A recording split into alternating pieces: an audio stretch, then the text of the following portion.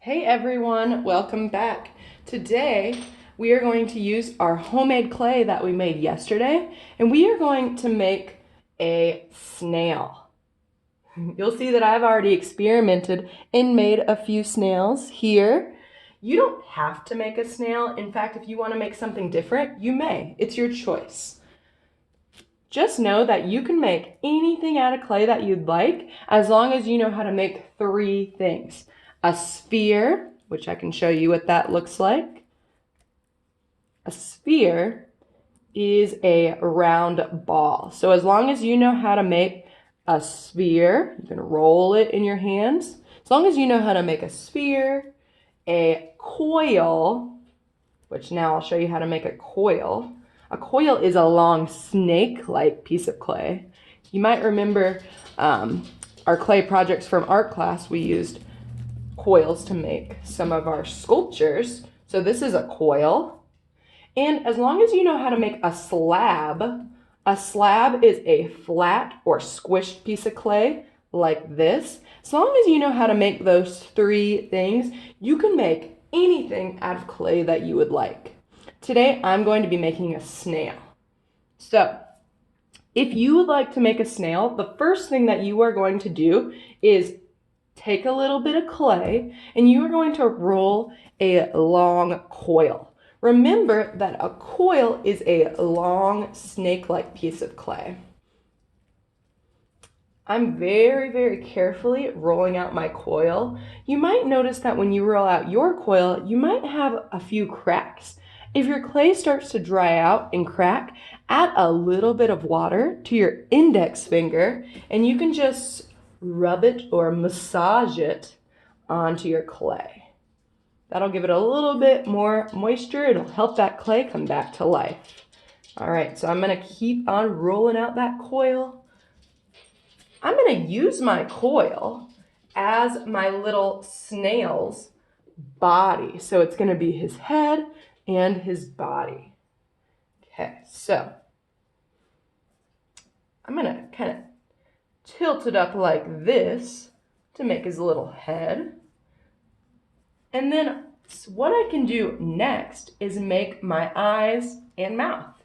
You might notice, if you've ever looked at a snail, that snails have eyes that stick out of their head. So I'm going to use my thumb and my index finger and I'm going to pinch my clay like this, like a crab, to make his little eyes. All right, so I just made one eye and now I'll make the other eye. So notice how I'm pinching to make those little eyes. And then what I can do is I can add two spheres, really small spheres, not this big, to his, to those little lines that I just made coming out of his head, like so. If I want to, I can find something in my home, like a skewer or a pencil or a pen, and I can poke those eyes to make pupils. All right. After I've made two eyes, I could also roll out another coil to make a little smile or mouth if I want to. That's your choice. All right. Our snail is missing something. He needs one more thing. He needs his shell. When we make our shells for our snails, we are going to be using the coil technique like we used for his body, but instead of rolling out a long straight coil, we are going to roll our coil into a spiral line. So let me show you how to use that coil to make a spiral line. So first thing I'll do is get a little bit more clay. I'm going to knead it a little bit more, so I'm going to squish it in my hands to make sure that that clay is nice and compact and it isn't going to fall apart and make crumbs on me. All right, and now what I'm going to do is roll out another long coil. Remember that the coil is the long snake-like piece of clay. When you do this, you got to be very careful. If you're not careful, you might get some of those cracks in your clay. So be very careful Take your time rolling out that coil.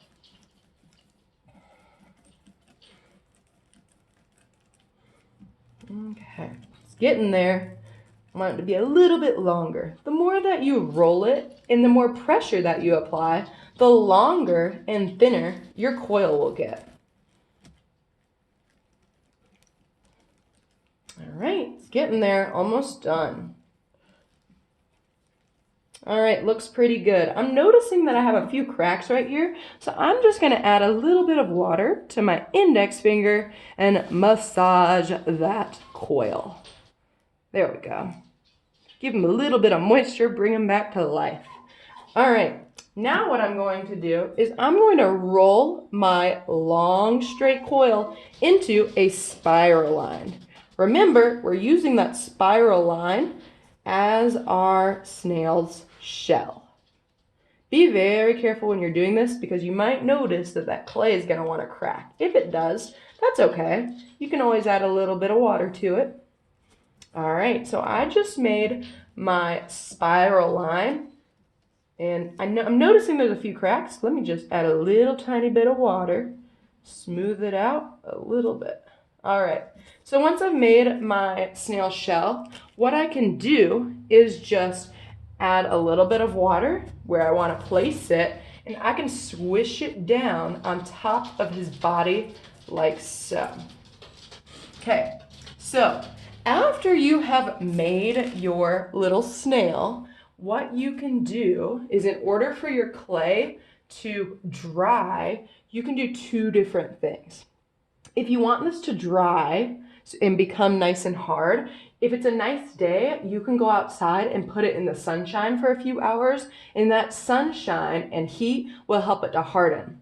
If it's not a nice day out, maybe it's a cold, snowy day, another thing you could do is ask a family member, someone that's older than you, mom, dad, grandma, an older brother, an older sister, to help you, and they can help you put it in the oven and set it to a very low temperature. A temperature like 100 or 150 degrees should do the trick and harden it up, and you only need it to be in the oven for a few minutes.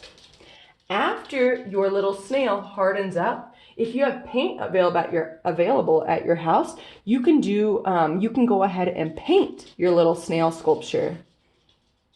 All right, my friends, I hope you had a fabulous time making your snail sculptures, and I will see you next week.